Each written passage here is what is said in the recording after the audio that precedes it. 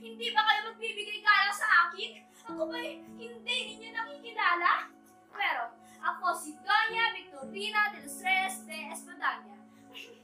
Tignan ninyo ang mga kolorete sa aking mukha at ang aking magagarat mahabang kasuotan na tila para lamang sa isang mistisa.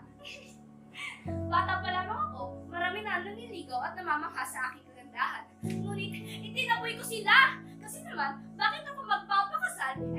Magpapasakal sa isang Indyo? Hindi ito maaari. Maliit pa lamang ako. Alam ko na magpapakasal ako sa isang Espanyol. At ito ang aking dream boy, si Don Tribucio de Espadaña. At alam niyo ba, isang araw, napadaan kami sa bahay ng Asang Alperes at nagkataon na naroon si Doña Consolacion. Abay, bigla ba namang sumimangot at dumura sa harap ko? Napakawalang malo kay Gerardo Archipedec. O ngayon, kanino kayo kakampi? Kay Consolacion na sa akin. Ano? Kay Consolacion kayo kakampi?